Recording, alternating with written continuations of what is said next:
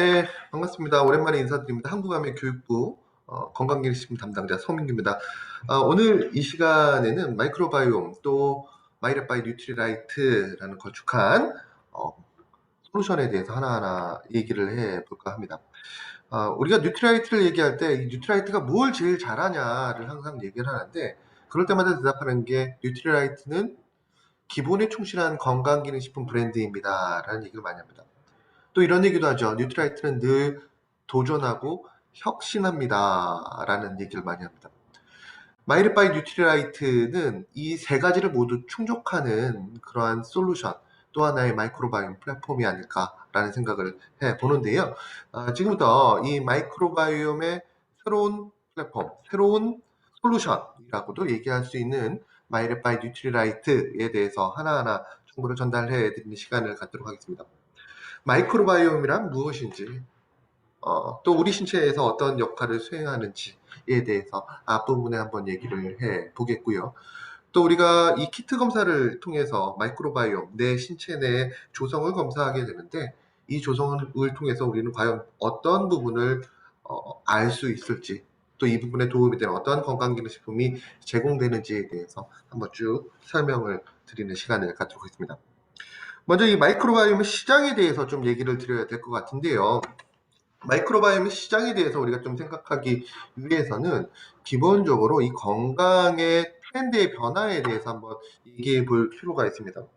청취자들은 무슨 건강의 트렌드가 있어? 건강은 뭐 항상 똑같지 않아? 라고 얘기하시는 분들 계십니다. 건강기능식품도 항상 똑같잖아? 라고 얘기하시는 분들 계십니다. 하지만 실제로 우리가 자세히 이 건강기능식품 시장을 보게 되면, 또 건강에 대한 트렌드, 패러다임 변화를 보게 되면, 이 건강이라는 부분은 이 화장품보다 더 유행에 민감한, 패션보다 더 유행에 민감하고 빨리 변하는 그러한 시장이다, 산업이다라고 설명을 드릴 수가 있습니다. 좀 크게 이 패러다임의 변화를 보게 되면, 이 건강자산관리 패러다임은 헬스케어 1.0 시대를 시작으로 2.0 시대, 3.0 시대, 지금 현재는 3.0 시대이고요. 향후 4.0 시대에 접어들 것이다 라고 얘기를 많이 합니다. 헬스케어 1.0 시대는 일반적으로 공중보건의 시대라고 얘기를 해서 전염병을 집중적으로 관리하고 치유하는 데 그 목적이 있었다라고 설명을 드릴 수가 있습니다. 헬스케어 2.0 시대는 기대 수명을 올리는 거예요. 무조건 사람은 오래 살아야지 라는 개념을 갖고 있었던 시대입니다. 헬스케어 3.0 시대는 오래 살면 뭐해? 건강하게 살아야지, 건강 수명이 최고야 라고 해서 건강 수명을 추구했던 시대라고 설명드릴 수가 있습니다. 그리고 이제 우리가 한 발짝 걸쳐 있는 헬스케어 4.0 시대는 건강 시대, 건강 수명과 더불어서 이 삶의 질이 굉장히 중요하다. 삶의 질. 이 삶의 질에 대한 관점을 건강에 부여한 그 시대라고 설명을 드릴 수가 있습니다. 1.0 시대와 4.0 시대의 가장 큰 차이점은 헬스케어 1.0 시대 즈음에는, 이전에는 즉 사후적인 치료를 목적으로 했던 건강관리였다면, 이제 앞으로 도래할 미래의 건강관리는 사전적인 관리를 목적으로 하고 있다라고 설명을 드릴 수가 있습니다. 그럼 여기서 사전적인 건강을 관리하기 위해서 가장 중요한 것은 무엇일까? 라는 부분에 대해서 얘기를 해볼 필요가 있겠죠. 사후적인 치료는 일단 질병이 발생한 이후에 그걸 치료하는 거기 때문에 병원 가면 된다라는 겁니다. 근데 사전적인 관리의 핵심은 무엇일까? 사전적인 관리의 핵심은 바로 지금 현재의 나의 신체에 대한 명확한 상태 파악이라는 겁니다. 나의 신체에 대한 명확한 상태 파악이 있은 이후에 그 상태에 맞도록 내 몸에 최적화되어 있는 솔루션을 제공받고, 그 솔루션을 바탕으로 나의 건강 관리를 지속적으로 해나가는 것. 이게 바로 헬스케어 4.0 시대의 삶의 질과 아주 밀접한 건강관리의 방법이라는 것이죠. 자, 그러면 사전적인 나의 신체에 대한 명확한 이해와 더불어서 또 솔루션을 제공해 줄 수 있는 가장 적합한 플랫폼이 무엇일까? 바로 그 플랫폼이 바로 마이크로바이옴이라는 겁니다. 마이크로바이옴. 혈액 검사를 해야 돼? 아니면 뭐 개복 수술을 해야 돼? 그게 아니라 마이크로바이옴을 통해서 지금의 현 상태를 파악하고 그 현 상태를 통해서 나의 몸을 점진적으로 발전시킬 수 있는 게 바로 마이크로바이옴이라는 겁니다. 그럼 마이크로바이옴이란 무엇일까? 마이크로바이옴이란 신체 내에 존재하고 있는 미생물의 군집을 우리가 마이크로바이옴이라고 얘기를 합니다. 내가 누군가를 바라봤을 때 그 사람의 결과물은 마이크로바이옴의 결과물이다라고 해도 과언이 아닙니다. 피부에도 마이크로바이옴이 존재하고요. 눈에도, 입에도, 또 혈행에도, 근육에도 마이크로바이옴, 미생물이 존재합니다. 그 마이크로바이옴이 어떤 조성을 가지고 있고 어떤 비율을 가지고 있느냐에 따라서 그 사람의 외형적인 모습은 물론 건강 상태가 결정된다라고 해도 과언이 아니다. 즉 마이크로바이옴은 인간 건강의 핵심이다라고 얘기를 합니다. 이러한 이유 때문에 지금 현재 현대인들에게 있어서 가장 관심 있는 부분이 어떤 부분일까요? 바로 면역과 관련되어 있는 부분입니다. 코로나 이후에 면역 건강을 지키기 위해서 많은 관심을 가지고 노력을 기울이고 계십니다. 마이크로바이옴, 바로 이 면역과 관련되어 있는 부분에도 큰 역할을 수행합니다. 또 현대인들의 삶의 질을 떨어뜨리는 가장 대표적인 게 생활습관 질병이라고 얘기를 합니다. 각종 신체 내 대사 관련되어 있는 문제점들, 대사 증후군, 당 관련되어 있는 부분, 이런 모든 부분과 관련되어 있는 것 역시도 마이크로바이옴이라고 얘기를 하죠. 또 최근 들어서 밝혀진 문헌 자료에 따르면 이 마이크로바이옴이라는 것이, 영양이라는 것이 단지 신체적인 기능의 항진을 목적으로 하는 것이 아니다. 신체적인 건강의 유지를 목적으로 하는 게 아니라 정서적인 부분에도 큰 영향을 끼친다는 겁니다. 즉 마이크로바이옴의 관리가 결과적으로 나의 인지 능력, 또 행복감을 주는 정신적인 부분에도 큰 역할을 수행한다는 것을 문헌 자료를 통해서 확인할 수 있었고요. 또 장과 관련되어 있는 부분에도 당연히 도움이 될 수가 있겠죠. 그러면 신체 내 마이크로바이옴을 관리하기 위해서 가장 적절한 방법은 어떤 방법일까? 신체 내에 존재하고 있는 마이크로바이옴의 95% 정도가 장에 존재하고 있다고 얘기를 합니다. 따라서 당신의 신체 마이크로바이옴의 관리를 위해서 가장 먼저 우리가 관리를 해야 되고 지속적으로 관리를 해야 되는 부분은 바로 우리의 장이다라고 설명을 드릴 수가 있습니다. 그만큼 장 건강 관리가 중요하다는 것이죠. 우리가 매일 변을 보게 됩니다. 매화라고도 얘기를 하죠. 굉장히 많은 정보를 갖고 있는 그 변, 매화. 그 변의 80% 정도가 바로 미생물로 구성이 되어 있습니다. 미생물. 그만큼 미생물의 덩어리라고 설명을 드릴 수가 있겠죠. 그 변을 통해서, 매화를 통해서 나의 신체 상태를 명확하게 파악하고 거기에 맞는 솔루션을 제공하는 것. 이게 바로 마이바이 뉴트라이트의 기본적인 개념이다라고 설명을 드릴 수가 있습니다. 왜? 많은 정보를 가지고 있기 때문에. 신체 내에 많은 정보를 파악할 수 있고 관리할 수 있기 때문에. 그런 이유 때문에 마이크로바이옴을 제2의 유전체라고도 얘기를 합니다. 나를 구성하는 기억 소자라고 얘기하는 유전자, 유전체. 부모님으로부터 물려받죠. 저의 외형은 저희 엄마, 아빠로부터 물려받은 외형입니다. 근데 일반적인 유전체 같은 경우에는 한번 물려받으면 절대로 변하지 않는다라고 얘기를 합니다. 하지만 마이크로바이옴은 유전체 못지않은 다양한 역할을 수행하는데 중요한 것은 내가 어떻게 관리하느냐에 따라서, 그 관리 여하에 따라서 늘상 변할 수가 있다는 겁니다. 이 얘기가 굉장히 중요합니다. 관리 여하에 따라서 항상 변한다. 우리가 사람들이 생각할 때는 관리 여하에 따라서 항상 변한다라고 얘기하면 긍정적인 부분만 생각을 합니다. 아, 지금 내가 안 좋기 때문에 관리하게 되면 더 좋아질 수 있겠구나. 옳으신 얘기죠. 근데 반대도 존재한다는 겁니다. 내가 지금 좋지만 관리하지 않으면 안 좋아질 수도 있다는 겁니다. 즉 마이크로바이옴이라는 것은 어느 한순간 관리하는 것이 아니라 제2의 유전체로서 중요하기 때문에, 또 매 순간 변하기 때문에 꾸준하게 관리하는 것이 바람직하다라고 설명을 드릴 수가 있습니다. 한순간이 아니라 꾸준하게 평생에 꾸준한 관리를 요하는 것이 바로 제2의 유전체 마이크로바이옴이라고 설명을 드릴 수가 있습니다. 이런 이유 때문에 세계적인 석학들이, 연구기관들이, 국가들이, 기업들이 이 마이크로바이옴에 집중적으로 투자하고 새로운 솔루션을 만들기 위해서 노력을 하고 있다고 설명을 드릴 수가 있겠죠. 마이크로바이옴의 시장 규모는 약 2019년 기준으로 했을 때 96조 원 정도 됐다라고 얘기를 합니다. 내년에는 132조 원 정도로 성장할 것으로 우리가 예상을 하고 있다라고도 얘기 드릴 수가 있습니다. 자, 그럼 한번 정리를 해보겠습니다. 제2의 유전체 마이크로바이옴, 우리가 왜 관리를 해야 되느냐? 왜 중요한가? 학술적으로 알려진 많은 생물학적 이점이 있기 때문입니다. 기본적으로 이 소비자분들의 경우에는 이 마이크로바이옴이 프로바이오틱스라고 생각을 하시죠. 더 좀 마이크로바이옴보다 좀 작은 범주가 프로바이오틱스, 프로바이오틱스보다 큰 범주가 마이크로바이옴이라고 생각하시면 됩니다. 소화 건강, 장 건강, 장의 불편함, 변을 예쁘게 보일 수 있게 도와주는 기본적인 기능은 물론이고요. 현대인들에게 있어서 삶의 질을 떨어뜨리는 가장 큰 문제점, 여러 가지 생활습관, 질병, 대사증후군 등을 예방하는 데도 관리하는 데도 도움이 될 수 있습니다. 보시면 혈압 건강과 당, 대사 관련되어 있는 부분에 도움이 될 수가 있죠. 또 번역 건강과 관련되어 있는 부분에도 도움이 될 수 있습니다. 앞서 얘기 드린 바와 같이 정서적인 부분에도 큰 역할을 수행한다. 현대인들의 가장 큰 적이다. 항생제, 내성 감성에도 도움이 된다. 식품 알러지 관련되어 있는 부분에 도움이 된다. 사실 이 한 페이지로 마이크로바이옴의 모든 것을 정리하기에는 부족함이 그지없습니다. 마이크로바이옴의 생물학적 이점만 가지고도 1시간을 얘기할 수 있을 것 같을 정도로 굉장히 방대한 양이고 다양한 기능을 수행합니다.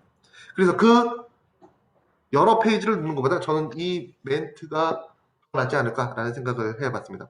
누구나 머릿속에서 인지하고 계신 한 분이 계십니다. 매치니코프라는 분은 누구나 다 알고 계실 겁니다. 광고에도 많이 나왔던 분이시죠. 노벨 생리의학상의 주인공 매치니코프는 이런 말을 했습니다. 죽음은 장에서 시작된다라는 얘기를 했습니다. 사람의 소화기관은 사람마다 약간씩 다르지만 약 9m 정도 된다라고 얘기를 하고요. 그 9m의 소화기관에서 인간이 겪는 질병의 90%가 시작된다라고 얘기를 합니다. 그만큼 장 건강관리, 장 내의 마이크로바이옴의 관리가 나의 삶의 질을, 건강의 질을 결정하는 중요한 요인이 된다는 것을 여러 문헌자를 통해서 확인할 수가 있었습니다. 그렇다면 이 신체 내의 마이크로바이옴 그만큼 중요한데 어떤 형태로 분석을 하고 어떤 방식으로 분석하고 또 어떤 내용을 볼 수 있을까 한번 보도록 하겠습니다.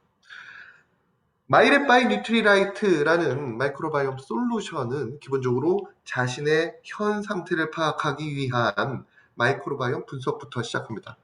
나의 결과물이죠. 매일매일 나의 먹거리의 결과물, 나의 일상생활의 결과물인 변을 바탕으로 마이크로바이옴 분석을 통해서 장내 마이크로바이옴의 다양성, 또 건강 관련되어 있는 미생물의 분포를 확인할 수 있습니다.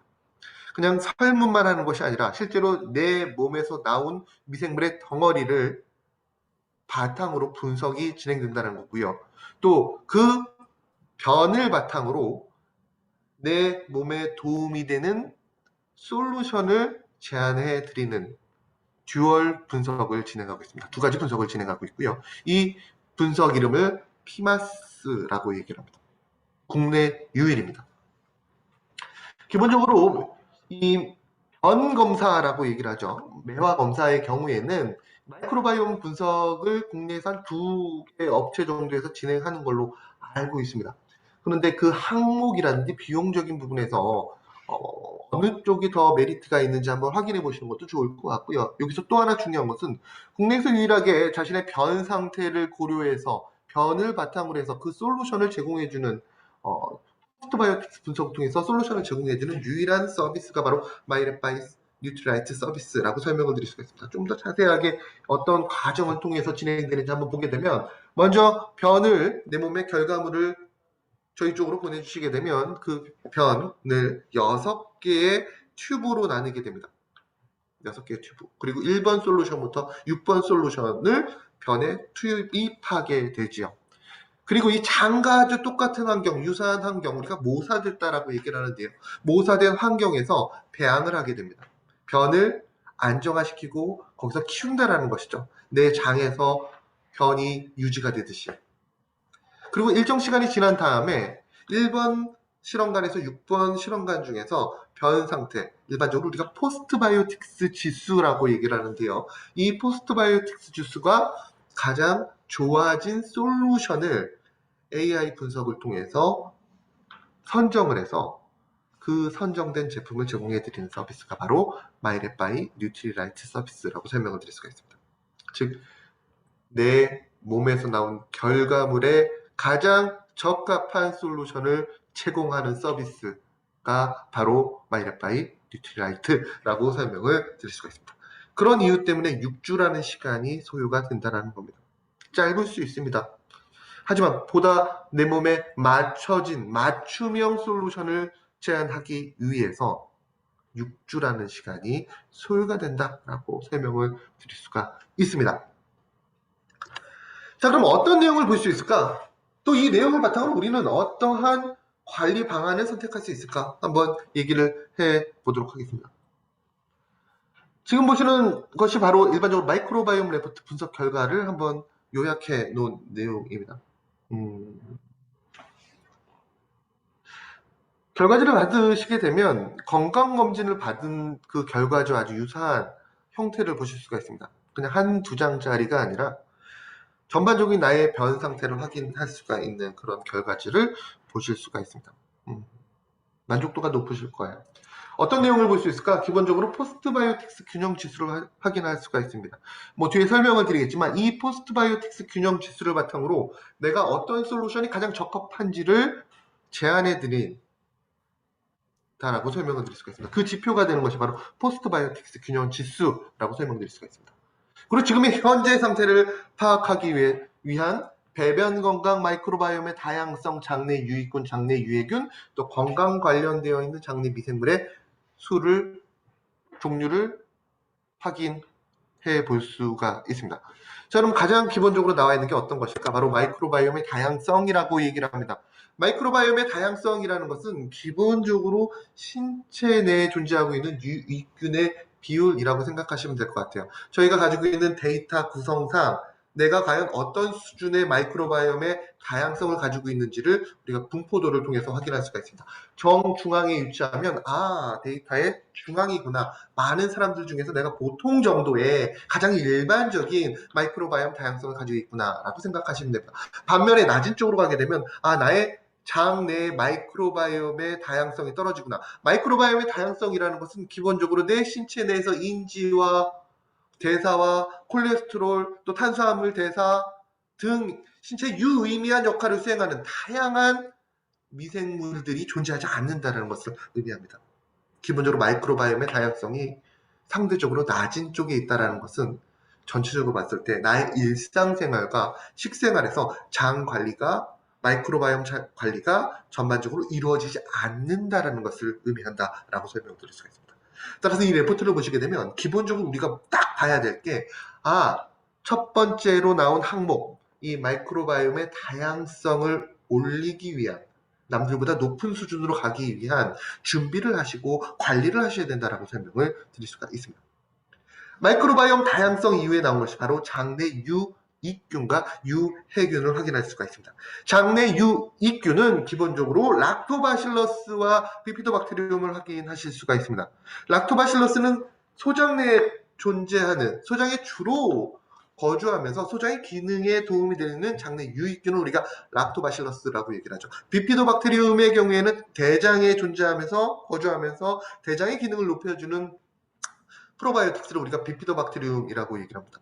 일반적으로 이 장내 유익균의 비율이 낮다라는 것은 장은 항상 경쟁 관계입니다. 항상 전쟁터입니다.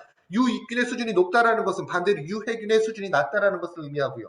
유익균의 수준이 낮다라는 것은 유해균의 수준이 높다라는 것을 의미합니다. 즉 장내 유익균의 분포도가 낮은 쪽으로 나오게 되면 상대적으로 장내 유해균의 수준이 높다라는 것을 인지하시면 된다라고 설명을 드릴 수가 있습니다. 일반적으로 특히나 이 비피도박테리움의 경우에는 나이대와 아주 밀접한 관계가 있습니다. 또 생활습관과 아주 밀접한 관계가 있습니다. 갓 태어난 아이의 장내 비피도박테리움의 수준은 약 80에서 90% 정도 된다라고 얘기합니다. 굉장히 높은 유익균의 수준을 가지고 있는 거죠. 하지만 이 아이가 외부의 환경에 노출되는 순간, 환경이라는 것은 밖으로 좀 이렇게 어린이집이라든지 또는 외부 음식을 섭취하는 순간 비피도박테리움의 수준이 떨어지면서 70대가 되게 되면 처음에 시작이 80 이 정도 언저리였다가 70대가 되면 30, 20%대로 떨어진다라고 얘기를 많이 합니다. 그럼 그 떨어지는 그 부분에 누가 들어가 있어? 바로 중간균과 유해균이 들어가 있다고 생각하시면 될 것 같아요. 그래서 내가 유익균이 낮다라는 것은 그냥 전반적으로 장 관리가 되지 않는다. 인지하시면 됩니다. 또 하나 재밌는 것이 유해균의 존재 여부를 확인할 수 있습니다. 5가지 유해균. 삶의 질을 떨어뜨리는 대표적인 5가지 유해균의 존재 여부를 확인할 수 있습니다. 결과를 받으시면 뭐야 나 유해균이 존재하네 이거 어떻게 해야지 돼? 이건 yes or no로 나오거든요. 존재한다 존재하지 않는다로 나오겠는데 존재한다라고 나올 수 있어요. 예를 들어서 살모넬라 여름의 대표적인 식중독 원인균입니다. 나 저 살모넬라가 나왔는데 나 식중독이 없는데 이게 무슨 일이지? 근데 왜 저게 존재하지? 그럴 수 있습니다. 살모넬라 균이 있는데 증상이 없다. 왜 그럴까? 장 내 유익균의 비율이 상대적으로 높기 때문이다. 우세균이기 때문이다. 유익균이 힘을 가지고 있고 장 전반을 장악했기 때문에 살모넬라가 그 기능, 자신의 성향을 발현하지 못한다라고 생각하시면 될 것 같아요. 하지만 앞서 제가 이런 얘기 들었습니다. 장 내 환경은 항상 시시각각 변한다라고 얘기를 들었습니다. 지금 현재는 유익균의 그 역할이 강해서 살모넬라가 존재하더라도 저기 구석에서 힘을 못 쓰고 있다라고 해서 증상이 나오지 않는다라고 하더라도 내가 오늘 밤에 그냥 시원하게 맥주 한 잔과 치킨을 먹어. 지방이 많이 들어가 있는 음식을 먹어. 또 안 좋은, 특히나 탄수화물이 많이 들어가 있는, 항생제가 많이 들어가 있는 음식을 섭취해. 라고 한다면 장내 유익균의 비율이 무너지면서 유해균의 힘이 강해지게 됩니다. 그럴 경우 당연히 그동안 억눌려 있던 살모넬라가 이제 내 세상에 왔어 라고 그 증상을 발현시킬 수가 있다는 겁니다. 즉 존재하는 것만으로도 앞서 얘기 드렸던 거와 맥을 같이 해서 나의 일상적인 식생활 관리가 되어 있지 않다라는 것을 알 수 있는 항목입니다. 소비자분들 중에서 또는 파트너분들 중에서 혹시나 평소에 난 왜 이렇게 긴장성 설사가 심하지? 염증성 설사가 심하지? 또는 복통이 심하지? 관리가 잘 되지 않는 것 같아. 그 원인에 대해서 한번 생각해 보신 적이 있을까요? 스테로이드스 후가길리스는 어떨까요? 내 신체 내에 존재하는 것만으로도 유익균의 관리가 되지 않아서 유해균이 우세한 상황에서 이 후가길리스라는 균은 긴장성 설사를 유발하는 대표적인 균입니다. 난 왜 이렇게 설사, 신경성, 스트레스라고만 생각할 것이 아니라 그 원인을 파악할 수가 있는 레포트라고 설명드릴 수가 있습니다. 원인을 파악하고 당연히 그럼 그 원인에 대한 관리를 할 수가 있겠죠. 건강 관련돼 있는 장내 미생물의 수준도 확인하실 수가 있습니다. 이거 참 재밌어요. 콜레스테롤, 체지방 조절과 관련돼 있는 면역과 관련돼 있는 부분, 뒤에 뒷부분에 설명을 드리겠습니다. 전 재밌었던 부분이 인지 건강과 수면 건강과 관련돼 있는 부분이에요. 인지와 수면. 불면증 관련돼 있는 부분까지 얘기 드린 것 같아요. 전 세계 인구의 한 30% 정도가 불면증에 시달리고 있다라고 얘기를 들었습니다. 주변에서도 흔하게 볼 수 있죠. 새벽만 되면 특정 시간이 되면 갑자기 깨어나시는 분들이 굉장히 많으실 거예요. 이 분들에게 기본적으로 우리가 얘기할 수 있는 다양한 불면증의 원인이 있겠지만 혹시 장관 내에서 가발하는 물질의 생성에 도움이 될 수 있는 미생물의 수준이 낮은 것이 아닌지 확인해 볼 필요가 있겠죠. 가발하는 물질은 우리 신체 내에서 정상적으로 생성됐을 때 좀 신경계를 좀 억눌러주면서 마음을 편안하게 해줄 수 있는 그런 역할을 수행하거든요. 마이크로바이옴 검사를 통해서 가바가 정상적으로 생성되는 데 도움이 될 수 있는 미생물의 수준까지도 확인해 볼 수 있습니다. 혹시나 내가 주변 사람들, 파트너분들 또는 소비자분들이 저는 상담할 때 그렇게 얘기합니다. 이 수면과 관련되어 있는 미생물의 수준이 굉장히 낮아. 여기에 더불어서 그 불면증과 관련되어 있는 문제가 있어 라고 한다면 저는 기본적으로 이 가바라는 물질의 생성에 도움이 될 수 있는 다양한 영양소를 권장을 해 드릴 수가 있겠죠. 대표적으로 가바라는 물질을 만들기 위해서 기본적으로 필요한 영양소는 바로 단백질이라는 영양소죠. 이것보다 더 중요한 것은 기본적으로 비타민 B군도 굉장히 큰 역할을 수행한다라고 설명을 드릴 수가 있습니다. 이러한 영양소와 함께 원인을 파악하고 또 제공해 드린다면 불면증 관련되어 있는 부분에 또 도움이 될 수가 있겠죠.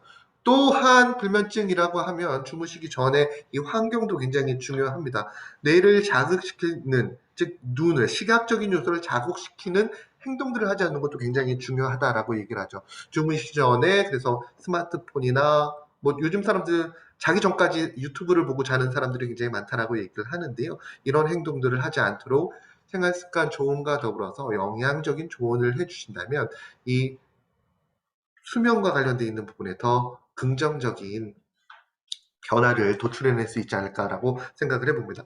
또 인지와 관련되어 있는 부분에 우리가 장내 미생물의 균형도 확인해 볼 수가 있습니다. 이런 부분도 하나하나 확인해 보시면 좋으실 것 같고요. 또 기본적으로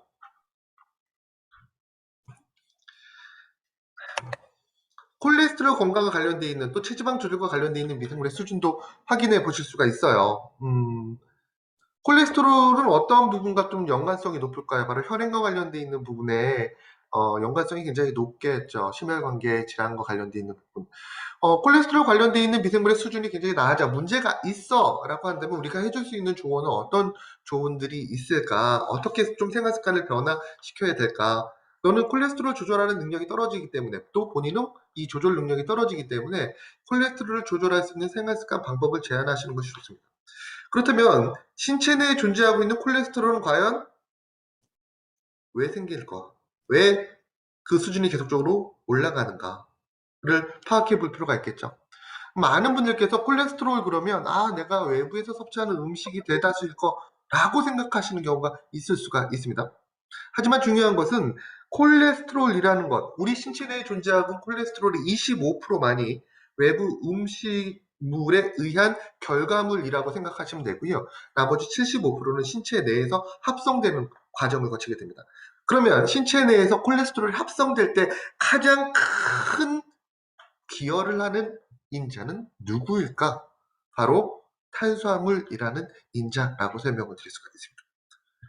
즉 콜레스테롤 조절을 위해서 기본적으로 이 부분에 문제가 있어? 그럼 콜레스테롤 조절에 도움이 될 수 있는 영양소와 더불어서 뭐 대표적으로 레스틴 권장해 드릴 수 있겠죠. GLA도 도움이 될 수가 있겠죠.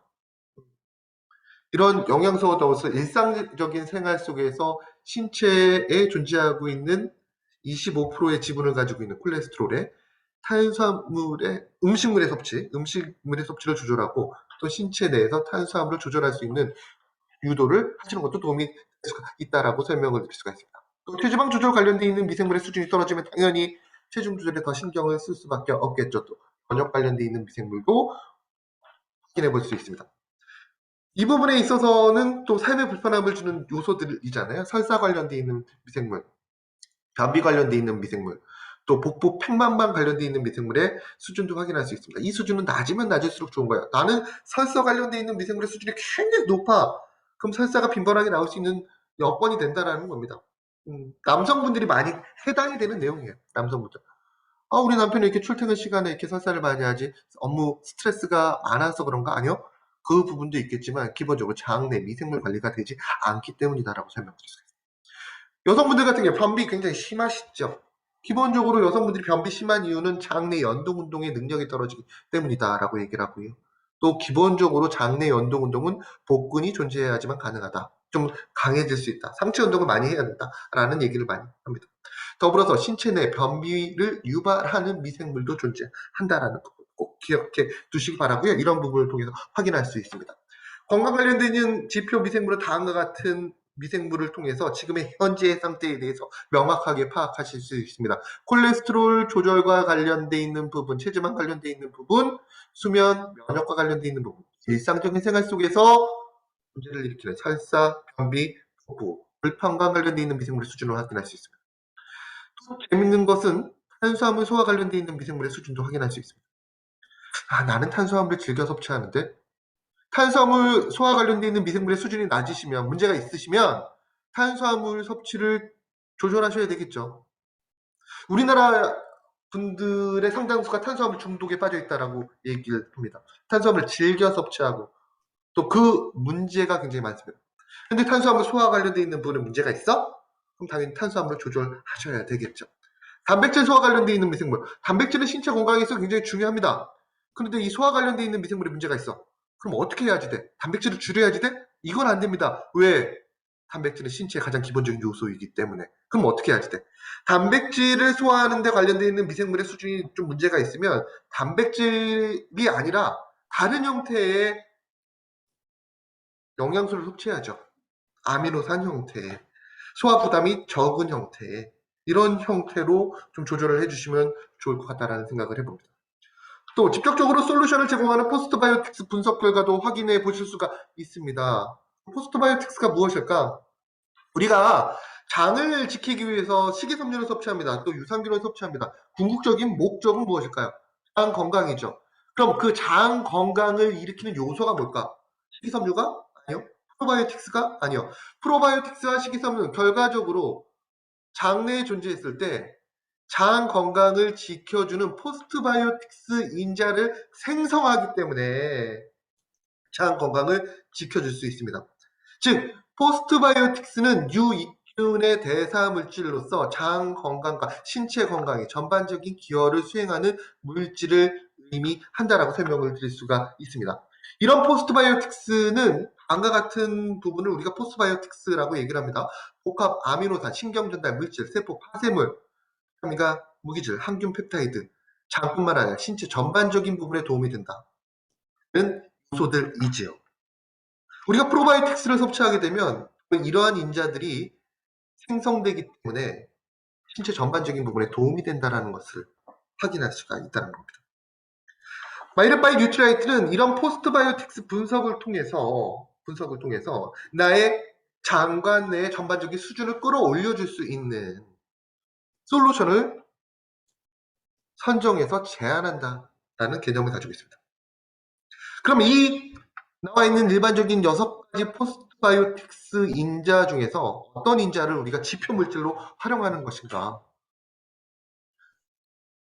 지금 보시면 이 6가지 인자들 중에서 다른 개념의 인자가 하나가 있습니다. 보시면 복합 아미노산과 신경전달 물질과 세포 파쇄물과 비타민과 무기질, 항균 펩타이드는 외부 섭취가 가능합니다. 별도의 섭취가 가능해요. 그런데 짧은 사슬 지방산, 일반적으로 단세 지방산이라는 아이는 외부 섭취가 어려운 인자입니다. 즉 우리가 포스트바이오틱스 분석을 할 때 장 내에 올바른 포스트바이오틱스 수준을 끌어올리기 위한 지표로서 활용할 수 있는 인자가 복합 아미노산과 신경전달 물질, 세포 파쇄물, 비타민 무기질, 항균 펩타이드가 아니라 외부 섭취가 어려운 짧은 사슬 지방산을 통해서 장내 포스트바이오틱스의 수준을 확인할 수 있다는 거죠. 즉 마이랩 바이 뉴트리라이트에서는 단세지방산이라고 칭해지는 아세트산과 프로피온산, 뷰트리산 이 3가지의 단세지방산을 통해서 포스트바이오틱스 지수를 확인한 이후에 이 3가지 단세지방산의 수치를 가장 긍정적으로 올려줄 수 있는 솔루션을 제안하는 형태다라고 설명을 드릴 수가 있습니다. 그럼 이 3가지 단세지방산은 어떤 역할을 수행할까? 기본적으로 단세지방산은 장내 pH를 낮춰주는 역할을 수행합니다. 장내 pH를 낮춰준다는 것은 기본적으로 장내의 환경을 유해균이 아닌 유익균이 살아갈 수 있도록 바꿔준다는 의미를 가지고 있습니다. 유익균과 유해균은 항상 장에서 경쟁관계, 싸움을 하고 있지만 둘이 살아가는 환경은 너무나 다릅니다. 유익균은 시원한 곳에서 에어컨이 있는 곳에서 성장할 수가 있고요. 유해균은 뜨거운 곳에서 성장할 수 있습니다. 예를 들어서 즉 시원한 곳에서 유해균이 자라지 못하는 거예요. 근데 단세지방산은 장내 환경을 예를 들어서 시원하게 만들어줌으로써 유해균의 증식을 억제시킨다. 이뿐만 아니라 이 단세지방산은 에너지 대사에 긍정적인 역할을 수행합니다. 장관 내에서 단세지방산이 생성돼서 에너지 생성이 이루어진다? 가장 혜택을 볼 수 있는 부분이 어느 부분일까? 바로 장벽이라는 부분입니다. 장벽. 또 면역과 관련되어 있는 부분에 대사와 관련되어 있는 부분의 지표 인자로서 바로 이 단세지방산이 활용이 된다는 것이죠. 일반적으로 단세지방산이라는 아이는 물리적인 장벽을 강화시켜주는 아이이기도 합니다. 물리적. 장벽의 결속력을 강화시켜주고 장 점막층을 고르게 만들어주면서 장에 있는 여러 가지 유해인자들이 신체 내로 유입되는 것을 막아주는 역할을 수행한다. 면역 기능에도 큰 도움이 되죠. 만일에 단수지방산이 적정하게 생성되지 않아서 장벽의 결속력이 떨어질 경우 우리는 이렇게 얘기합니다. 장누수라고 얘기합니다. 장벽에 이렇게 숨숨숨숨 결속력이 떨어져서 문제가 생긴다는 거예요. 그러면 장 내에 여러 가지 가스들이 있습니다. 음식물이 발효라고 해야지만 변폐되는 과정이기 때문에 그 가스들과 유독 물질들이 바로 장벽을 타고 신체 내에 들어오면서 신체의 기능을 떨어뜨리는 여러 가지 질병을 유발할 수 있다고 얘기를 하죠. 면역 기능이 떨어진다는 겁니다. 바로 이러한 부분에 도움이 될 수 있는 게 바로 단세지방산의 기능이다. 콜레스테롤 조절에도 도움이 되는 단세지방산의 기능은 일반적으로 너무나 많습니다. 대장증후, 만성두통, 만성피로, 면역력, 불면과 우울, 바로 이게 단세지방산이 부족해서 발생하는 장누수 증후군 때 발생하는 것들이다라고 설명을 드릴 수가 있습니다. 이러한 단세지방산을 전반적으로 끌어올려줌으로써 그 지수를 바탕으로 해서 솔루션을 제안하기 때문에 장내 불편함은 물론이고 신체 전반적인 부분에 큰 도움이 될 수 있는 게 바로 마이랩바이 뉴트라이트입니다. 자, 이렇게 얘기 드리면 이런 질문 하십니다. 그럼 실제로 도움이 돼? 이게 어떻게 보면 가장 핵심적인 부분이 아닐까? 결과지를 바탕으로 나에게 맞는 솔루션이 제공이 돼. 그러면 그 솔루션이 실제로 내 몸에서 그 역할을 수행하는지, 가치를 수행하는지, 사실 굉장히 많은 테스트를 진행했고요. 그 테스트를 통해서 제품을 완성했고요. 최종 제품이 나올 시점에서 사전 체험을 진행함으로써 제품의 가치를 더욱더 확고하게, 솔루션의 가치를, 테스트의 가치를 확고하게 알 수가 있었습니다. 진행한 전후에 포스트바이오틱스 균형 지수를 한번 보도록 하겠습니다. 섭취 전과 섭취 후에 전반적으로 포스트바이오틱스 균형 지수가 올라갔습니다. 즉, 장 내의 환경이 유익균들이 생존하기에 긍정적인 환경으로 변했다는 것을 볼 수가 있다는 겁니다. 특히나 중요한 것은 솔루션별로 6개의 솔루션이 최초에 출시가 됐는데 전체적인 솔루션이 1차에 비해서 2차에 유의미한 변화를 볼 수가 있었다는 것을 이런 내용을 통해서 확인할 수가 있었고요. 앞서 제가 장균총의 다양성이 굉장히 중요하다라고 얘기를 드렸는데요. 이런 장균총의 다양성도 확인할 수가 있었습니다. 또한 일반적으로 장 건강 그러면 기본적으로 삶에 불편함을 주는 이런 배변과 관련되어 있는 부분에 그런 고민거리 때문에 이 마이크로바이옴을 선택하시는 경우가 굉장히 많은데요. 이 마이랩바이 뉴트라이트 진행 이후에 전후를 비교했을 때 이 장 건강과 관련되어 있는 부분에 있어서도 긍정적인 결과를 볼 수가 있었습니다. 그러니까 모양과 관련되어 있는 부분, 배변의 만족감, 잔류감이라고도 얘기할 수 있겠죠. 또 가스의 복부 팽만감, 또 배변 시간, 지연 시간, 규칙, 또 통감 등이 전반적으로 유의미하게 변화한 것을 볼 수가 있었고요. 또 하나 중요하게 볼 수 있는 것은 나의 몸에 맞춰진 제품일까?